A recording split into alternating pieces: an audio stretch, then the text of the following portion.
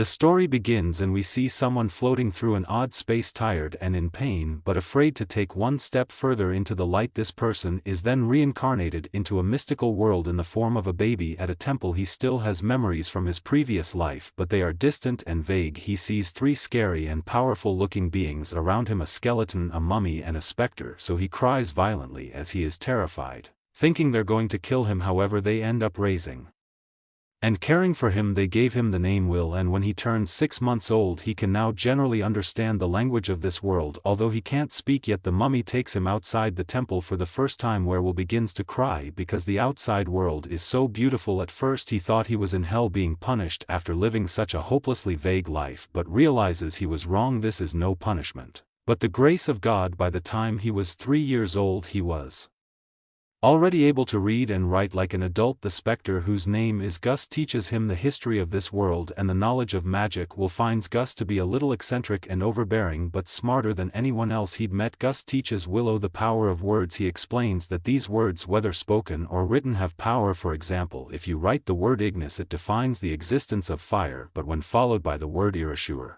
the fire is extinguished. The mummy then takes Will to a room where there are several statues of the gods. They worship the god of justice and lightning called Volt, the earth mother called Mater, and the god of fire and technology called Blaze. There are a few more, but one statue in particular catches his attention, the goddess of light called Grace Feel, who is the child of the lightning god Volt and earth mother Mater. The mummy, whose name is Mary, explains that the earth mother Mater is the god of child rearing and the bounties of the earth.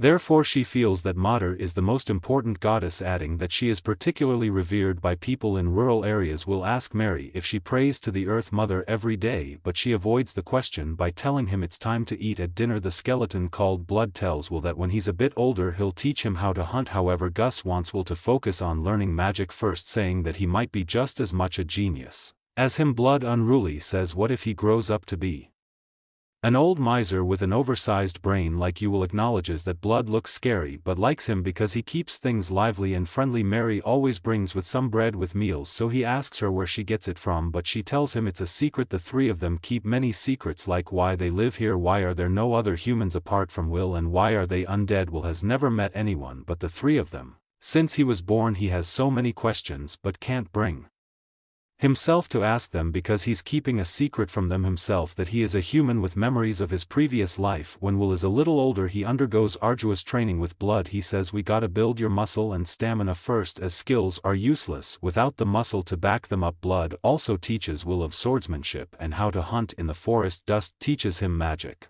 He is working on his pronunciation, telling him that words have fluctuations and that no one can say a word in exactly the same way twice. Dust says he'll start by learning how to use minor magic skillfully and accurately, but needs to try his best to get by without using it. Will asks him how to, which Gus says money. Will asks how a ghost can be such a money worshipper, but Gus says that money is important as it is what drives this world. He says with the power of money you can solve anything without magic, and goes into a fit of excitement thinking about counting gold coins. Mary teaches Willow the knowledge of other races. She tells him that the three of them used to be humans, but before they died they clung to powerful emotions that led them to form a contract with the god of the undead. The next day Blood tells Will it's time he started some real-life training as he's almost 8 years old. Will says if I take a hit with your ridiculous strength I'm dead. Blood says he'll be fine and tests Will with a duel. Will can use a combination of magic and swordsmanship to put up a good fight with Blood. He uses the power of the words well, but due to his lack of combat experience he's unable to defeat Blood. Blood says he's got a long way to go, but frankly he is surprised at how well he is progressing. Well then learns that Gus was once hailed as the wandering sage. He's exterminated monsters, calmed raging rivers, and rediscovered ancient languages. Blood was once known as the war ogre and Mary was known as the daughter of Mater. Although they're undead, Will considers them his family. Blood is his foster father, Mary is his foster mother, and Gus is his foster grandfather. One day when Will return from training he sees Mary bringing a piece of bread from a room. Although he was told not to enter that room he is too curious, and upon entering he sees Mary's whole body surrounded by fire. Afraid that Mary will die he rushes to save her but ends up hurting his arms badly. His little arms hit severe third-degree burns and Mary blames herself for keeping secrets, although his hands can recover the Scarring left behind will be unavoidable. Gus explains that the bread is a gift from the Earth Mother Mater, which prompts the question from Will, why did you burn? Mary explains that it's because she betrayed the Earth Mother Mater by becoming an undead. The impure god of death called Stagnate is the Earth Mother Mater's enemy, and since the three of them formed a contract with him, just coming in contact with Mater's divine presence causes them to burn. 5 years pass and Will is 13 years old thus.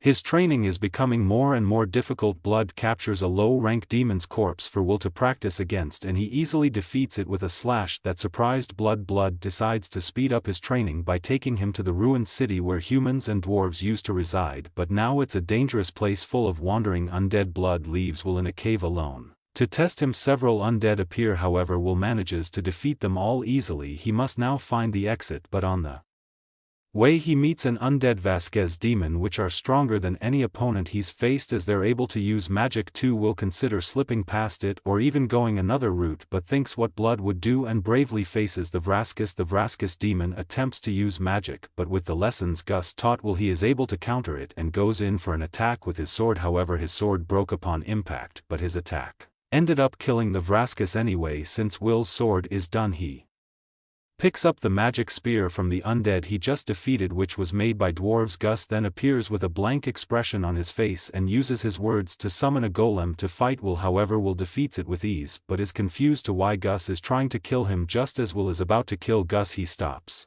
and says, "Hurting you would make me feel worse than dying myself." Gus then apologizes to Will and says he took that lesson a bit too far. Will is shocked that Gus is trying to pass it all off as a lesson but doesn't say anything, and they return to the temple. Will notices Gus hadn't brought up the incident at the cave and thinks there must be a reason why he won't talk about it, so he decides not to tell Blood or Mary. Gus then has a private conversation with Will and tells him that Blood is going to challenge him to a serious duel. Gus wants Will to find a way to lose the duel in a way that Blood won't notice. Will wants to know why, but Gus won't give him an answer. Will becomes extremely frustrated with Gus and tells him that he can't help him with the duel, adding on the way out, "I'll pretend I didn't hear a word of what you just said." Will runs to the room with the statues of the gods, where Mary reveals that Blood worships the god of fire Blaze and Gus worships the wind god called Whirl. Blood swore to Blaze that he would train every day and grow strong. On the other hand, Mary told Mater that she would live in a way that would honor her. Will Mary tells Will that Gus swore to the wind god that he would do as he pleased and enjoy life as he hates being bound by anything. Years later, we see that Willow has grown quite a bit. It is the evening and he has just finished training with Blood. Blood brings some alcohol he made himself for them to drink, and after they get drunk together, Blood suggests they take a little peek at Mary while she's changing. While they're spying on her, Will trips and opens the door. Mary asks Blood what the hell he gave Will to drink, and Blood avoids it by saying, "We were just gonna have a little peek while you changed." Will says, "I told him we shouldn't." However, a rather unholy Mary slaps him into next week. The following day, Blood intensely spars with Will. He is like a storm with his attacks, so Will is finding it hard to get in a strike without being hit. Well then pulls out an epic move using his shield to block Blood's sword so he can use it as a ramp to take him down. Just when Will was about to strike, Blood throws him away like a plastic bag. Will concedes and Blood says having no muscles really is a disadvantage. Blood then gives Will a surprise gift, the most powerful of all the demon blades he owns. Will is confused because he didn't even win, but Blood explains that it's to mark his new independence. The sword is called Overeater, and if a living being is cut with this blade, its wielder recovers life force with each cut. He also says that the more he uses it, the more dependent he'll become until he's so weak that there's nothing left of him, and that's probably part of what makes it a demon blade. Now is old enough. Mary and Blood decide to tell him the secrets about the king among demon kings who tried to conquer their continent about 200 years ago. The demon kings led a great uprising. An army of countless demons invaded the continent, so the place was crawling with demon kings and generals. These swarms of demons offered up massive amounts of flesh and blood in a number of great rituals to their deity, the god of dimensions. The High King went on a rampage in their continent, and Blood explains that his nicknames don't even come close to the truth, adding that his abilities were absolutely insane. He could turn any blood he shed into soldiers and any flesh cut from his body into commanders in unlimited amounts. In other words, he made demons from his own flesh and blood. Only blades can harm him. Arrows and magic wouldn't even leave a mark. Blood says his weapon of choice was Overeater, which shocks Will. Mary explains that eventually he came to be called the High King, meaning the king of all kings. Blood says that even with the help of Gus's magic and Mary's blessing he was no match for the High King, and because he is an undead he can't grow, therefore his sword skills can't improve any further. Since they couldn't kill the High King, Mary and Gus placed a seal on him and the High King was sealed deep beneath this land. We then discover that Gus, Mary and Blood are bound to this city by their contract with Stagnate. If they agreed to join his army of undead he'd kill all the demons that were in the city and allow them to defend the seal in their immortal bodies. Will figures out that he was meant to be a sacrifice to break the High King's seal. However, after the demons that brought Will to them were slain, they decided to keep him and raise him like one of their own. They thought humanity had gone extinct, but the fact that the demons were able to bring him there means there must be a place inhabited by humans close by, and so Will now knows why he is there. He's about to head into a nation of people who survived the Great Uprising. A few moments later, Mary and Blood tell Will they love him and how he is a strong, clever boy. Will is confused to why it sounds like they're saying their last goodbyes. Then all of a sudden a demonic portal opens up in the sky and out comes the infamous High King. He asks if they've said their farewells, as he's here to take the souls of Blood and Mary. Will is paralyzed so he can't even move, but just then Gus appears. He tells Will to take Blood and Mary and get out of here, declaring that he is going to stop the High King. Gus uses his strongest magic and gets rid of the High King, or so he thinks. Suddenly Gus is paralyzed by the High King along with Mary and Blood. We discover that the High King divided his strength into two bodies in case something like that happened. He leaves only Will and proposes a deal. If he joins his undead army he will let him live in harmony forever with his undead family and gives him till evening to think about it. At night Will goes to see the High King to tell him his answer. Will bravely says, "I'm not giving you a single thing." So Stagnate summons his army of undead. Will impress his Stagnate with his abilities, so he stops his undead army and asks again if he would join him, as he's taken a liking to Will. He says, "I will welcome you as a general in my undead army," and cuts himself, telling Will to drink his blood. When it seems that Will is going to accept, he takes out the sword Blood gave him and attack Stagnate. However, the High King unleashes a demon snake that bites Will, and suddenly he is transported to a strange place where it seems like he had been before. He finds the Goddess of Light, and in the end he makes a pact with her, that is, the goddess will give her protection and guidance so long as he does not forget his resolve. Upon waking, Stagnate is disappointed that he made an oath with Grace Feel, as he hoped will join his ranks. The undead attack Will, but they are no match for Overeater. Stagnate suddenly disappears using the cloud of dust,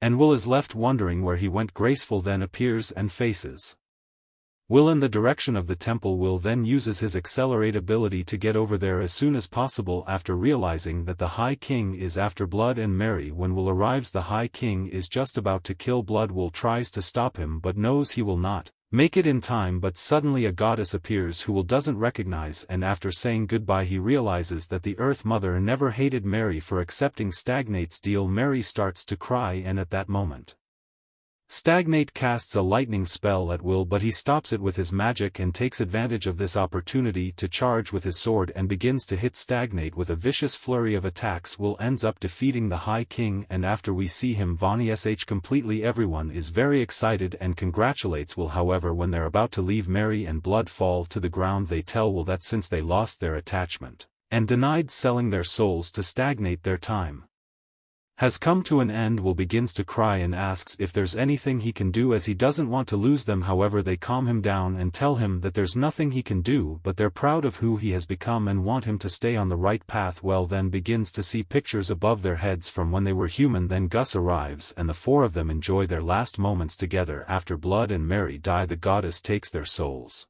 and they will go back into the cycle of death and rebirth. Comment below if you would like a part 2. Don't forget to like and subscribe if you enjoyed, and turn on the notification bell so you never miss out on another video. Until next time, take care.